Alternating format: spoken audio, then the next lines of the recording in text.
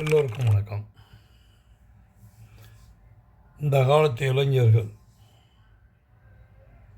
கேள்வி கேட்டால் கோபப்படுகிறார்கள். இன்றைய தலைமுறை இளைஞர்களை கேள்வியே கேட்கக்கூடாது என்றாலும் பதில் தெரியாது. அதான் உண்மை. இது கல்வியிலிருந்து ஆரம்பமாகிடுது. ப்ரொஃபஸர் டீச்சர்ஸ் சொல்லிக் கொடுக்கிறார்கள். கேள்வியும் அவர்களே கேட்டு பதிலும் அவர்களே சொல்லிக் கொடுக்கிறார்கள். பதில் நீங்கள் அல்லவா கண்டுபிடிக்க வேண்டும். அப்படிலாம் கிடையாது. கேள்வி என்பது மாணவனுக்கு தெரிந்துவிட்டது. அவனே பதிலை தயார் செய்ய வேண்டும். அதெல்லாம் கிடையாது. கேள்வியும் அவரை பதில் இரண்டையும் காலேஜில் சொல்லித் தருகிறார். எப்படி அவனால் சிந்திக்க முடியும் என்பதை இவர்கள் நினைத்து கூட பார்ப்பதில்லை. காலேஜில் சொல்லிக் கொடுக்கறத மாற்றி கேட்டால் பதில் தெரியாது. அவங்களுக்கு 8 + 2 10ன்னா 8 2 10. எப்படி 5 5 10 அதெல்லாம் பற்றி கவலை கிடையாது. எனக்கு அவர் சொல்லிக் கொடுத்து 8 2 10. இப்படி தான் ஒரு சுச்சுவேஷனே மாறி போய் கிடக்கு. மாற்று கேள்விகளை கேட்டாலே பேந்த விழிக்கணும். இப்போ சமீபத்தில் நியூஸ் பார்க்குறோம். நம்ம கால்குலேட்டர் நோண்டுறான், லேப்டாப்பை நோண்டுறான், மொபைல் ஃபோனை நோண்டுறான். அதுக்கெல்லாம் மூளை இருக்குது. ஆனால் ஒரு சாதாரண ஒரு கேள்விக்கு பதில் தெரியவில்லை. அதுவும் என்ன, 5ஆம் கிளாஸ் படிக்கிறவனுக்கு 1ஆம் கிளாஸ் விஷயம் தெரிய மாட்டேங்குது. அந்த லெவலில் அவங்க கால்குலேஷன் இருக்கு. ஒரு முட்டாள் 1000 முட்டாள்களை உருவாக்குகிறான். இன்றைக்கி இருக்க காலேஜு, டீச்சர்ஸு, ஸ்கூலு எல்லாம் அப்படி தான் இருக்குது. ஒரு முட்டாள் பல முட்டாள்களை உருவாக்குறான். இந்த 1000 முட்டாளில் ஒருத்தன் அதே காலேஜு அதே ஸ்கூலில் ஒரு ப்ரொஃபஸராக போய் சேர்ந்து அதே புக்கை வச்சு படித்து அதை அப்படியே மக்கப் ப்ராஜெக்டு அப்படின்னு ஒன்று கொடுக்குறாங்க. அந்த ப்ராஜெக்டை எத்தனை பேர் பண்ணுறாங்க ஒழுங்காக? யார்கிட்டையும் போகிறாங்க, காசை கொடுக்குறாங்க, ஒன்றுமே தெரியாது. சினிமாவே வந்திருக்கு. ஒரு நம்பர் மிஸ் ஆச்சுன்னா என்ன அப்படிங்கிற மாதிரி ஒரு படம் வந்தது. அந்த நமக்கு உருப்பிட்ட மாதிரி தான், போ நீ எது இன்ஸ்ட்ருமெண்ட்டுன்னே உனக்கு தெரியலை போ அப்படிம்பாங்க அந்த நடிகை, அந்த அம்மா. ஒரு முட்டாள் 1000 முட்டாளை உருவாக்குறான். அந்த 1000 முட்டாள் திரும்ப அதே காலேஜில் சேர்ந்து திரும்பி இன்னொரு ஒரு 1000 முட்டாளை உருவாக்கிக்கிட்டு இருக்கான்.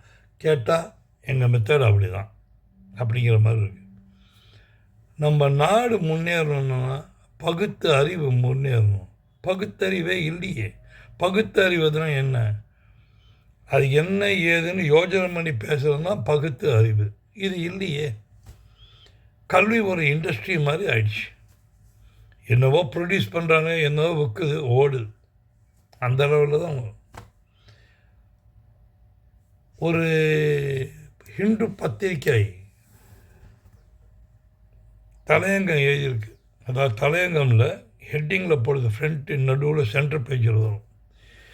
Unemployable student in Tamil Nadu about 70%. 70% மாணவர்கள் வேலைக்கு லாயக்கற்றவர்கள், இன்ஜினியர்ஸ் லாயக்கு அற்றவர்கள். பேப்பரில் வந்த விஷயத்தை நான் சொல்கிறேன், வச்சுருக்கேன் அந்த கட்டிங்லாம். எதுக்கு சொல்கிறேன் அப்படின்னா, அந்த லாயக்கற்றவர்கள்ங்கிற நேமில் நம்ம வளர்ந்துட்டோம். நம்ம இளைஞர்களை வளர்த்துருக்காங்க. ஒரு கிழவன் நினைக்கிறான், வயசானவர், இவனுக்கு எப்படா வளர போகிறானுங்க. அந்த இளைஞன் நினைக்கிறான், இந்த கிழவனுக்கு ஒன்றுமே தெரியாது. இந்த கிழவனுக்கு தெரியும், இந்த இளைஞருக்கு ஒன்றுமே தெரியாது. அதான் உண்மையான நிதர்சனமான உண்மை. நீங்கள் இப்போ சமீபத்தில் எம்ப்ளாய்மெண்ட்டுக்கு ரிட்டையர் ஆனவங்களாம் எடுக்கிறான். ஏன்னா அவங்க தான் கொஞ்சம் ஒழுங்காக வேலை செய்வாங்க அப்படின்னு. இளைஞர்கள் எடுக்க மாட்டேங்கிறான். பெரிய பெரிய clerical post, head of the department, CEO மாதிரி போஸ்ட்டுக்கெலாம் வயசானவங்களை எடுத்துடுறாங்க. இவங்களுக்கு ஒன்றுமே தெரியல. அப்படியே காப்பி அண்ட் பேஸ்ட், அதில் என்ன போட்டிருக்கோ அது. இதுக்கு இதுதான் தேவையா, இதுக்கு இது தேவை இல்லையா அப்படிங்கிறத பற்றி அவங்க கவலையே படுறது இல்லை. ஒரு ஒரு ஒரு டெக்னிக்கல் டாக்குமெண்ட் இருக்குது அப்படின்னா, டெக்னிக்கல் டாக்குமெண்ட் என்னெல்லாம் போட்டிருக்கானோ, இது எப்படிடா இந்த இடத்துல இது அப்ளிகபிள் ஆகும்னா, ஏன்னா அவனுக்கு தெரியாது. ஏன்னா அவன் படிச்சுட்டு நேராக வந்துடுறான் இங்கே. அவன் ஃபீல்டு ஒர்க்கே பார்க்குறது கிடையாது. இதுக்கு தான் ஸ்கில் டெவலப்மெண்ட்டுன்னு சொல்லிட்டு நிறைய டெவலப்லாம் பண்ணாங்க. அது இப்போ போயிட்டுருக்கு. ஆனால் எந்த அளவுக்கு மாணவர்கள் அதில் இன்வால்வ் ஆகிறாங்கிறது தெரியல. புத்திசாலி பீப்புள் எல்லாருமே தப்பிச்சிடலாம். ஆனால் சாதாரண மாணவன் கற்றுக்கிறது இல்லை. டிவி பார்க்குறான், ஃபேஸ்புக்கு பார்க்குறான், வாட்ஸ்அப் மெசேஜ், இதை தவிர அவனுங்களுக்கு உலகமே தெரிய மாட்டேங்குது. அதுதான் ரொம்ப வருத்தமான விஷயம். யாரும் போய் லைப்ரரியில் போய் புக்கை படிக்கணும், ஒரு சப்ஜெக்ட் எடுக்கணும், அதை பற்றி தெரிஞ்சுக்கணும். ஒரு கம்பெனிக்கு போகிறோம், ஒரு இன்டர்வியூக்கு போகிறோம்னா அந்த கம்பெனி என்ன பண்ண போகிறான், என்ன பண்ணிக்கிட்டு இருக்கான், இல்லை என்ன பண்ண போகிறான், இந்த 2 தான் கேள்வி.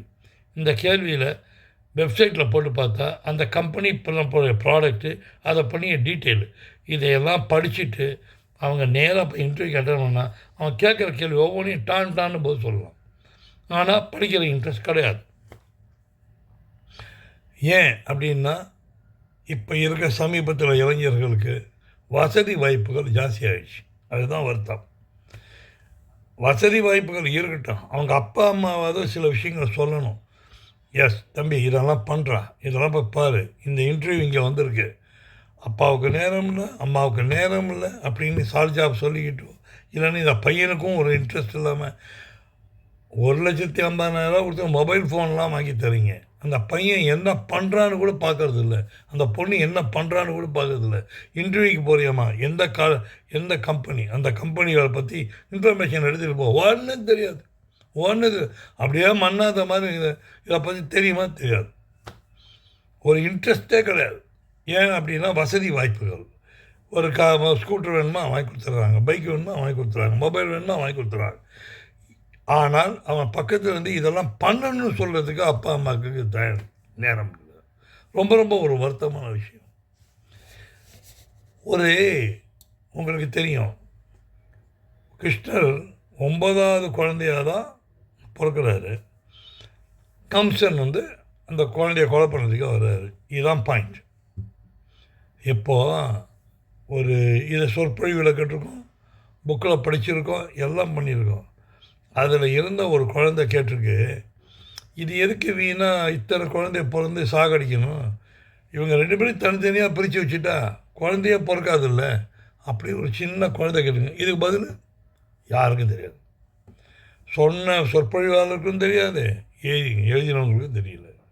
ரொம்ப ஒரு வருத்தமான விஷயம். ஆனால் அது ஒரு பாவம், அது இதெல்லாம் சொல்லுவாங்க. அதெல்லாம் I am not coming to the point. அந்த புத்திசாலித்தனத்தை பற்றி மட்டும்தான் நான் பேசுகிறேன், வேறு எதை பற்றியும் இல்லை. எதுக்கு 9வது அதை 2 பேர் பிரித்து வைங்க, குழந்தைய பொறுக்க, அது முடிஞ்சு போச்சு வேலை. அதை போய் வருவானு, அதை கொலை பண்ணுவான்னு தேவையில்லையே. கடவுள் எப்படா மழை பெய்யுது அப்படின்னு, எப்படிப்பா மழை பெய்யுதுன்னு குழந்தை கேட்டால் அப்பக்காரன் சொன்னான், கடவுள் பெய்ய வைக்கிறாரு. உனக்கு தெரியலன்னா அதை படித்து பார்த்து அந்த குழந்தைக்கு சொல்லிக் கொடுக்கணும். அப்பா பிளேன் எப்படிப்பா பறக்குது, பேசாமல் அது எப்படியோ பறந்துட்டு போகுது. இது பதில் இல்லை. நீங்கள் படித்து பார்த்து அந்த குழந்தைக்கு இந்த காரணத்துக்கு உனக்கு கண்ணா நான் வீட்டுக்கு போனோடனே உனக்கு நான் சொல்லித்தரேன் அதை பற்றி அப்படின்னு படித்து பார்த்துவிட்டு யூடியூப்பில் போட்டாவோ இல்லைன்னா ஒரு கூகுளில் போய் பார்த்தீங்கன்னாலும் 1000 இன்ஃபர்மேஷன் இருக்குது. அதை கற்றுட்டு அந்த குழந்தைங்களை கற்றுக் கொடுங்க. அதை விட்டுட்டு அதை பேசாமல் இரு அப்படின்னு அடக்காதீங்க. குழந்தைங்கிறது எல்லாத்தையும் கற்றுக்கணும்னு ஆசைப்படுறது, அந்த குழந்தைங்களை கண்ட்ரோல் பண்ணுறது, இது தப்பான ஒரு விஷயம். மீன் ஏன் தண்ணியில் இருக்க பூமியில் நடந்து வரலையே அப்படின்னு கேட்டால், அது என்ன காரணம், அது பூமியில் வாழ முடியாதுப்பா, அப்படிங்கிறத நீங்கள் காரணத்தை கண்டுபிடிச்சி புக்கை அதை தமிழ்லேயும் இருக்குது கூகுளெலாம் படித்து பார்த்துட்டு அதை அந்த குழந்தைக்கு சொல்லிக் கொடுங்க. இன்னைக்கு கவர்மெண்ட் லேப்டாப்பு கொடுக்குது, எல்லாம் பண்ணுது. ஆனால் கற்றுக்கிறதுக்கு நீங்கள் சினிமா பார்த்துட்ருக்கீங்க. ஒன்று புரிஞ்சுக்கிங்க, உங்கள் வாழ்க்கையை நீங்கள் சின்ன வயசுலேயே நீங்கள் டெவலப் பண்ணிக்கலை அப்படின்னா வயசானதுக்கப்புறம் ரொம்ப ரொம்ப கஷ்டப்படுவீங்க. உங்களோட அடுத்த ஜென்ரேஷனையாவது நல்லா ஒழுங்காக வாழ வைங்க. உங்களுக்கு நல்லது சொல்கிறேன் நான்.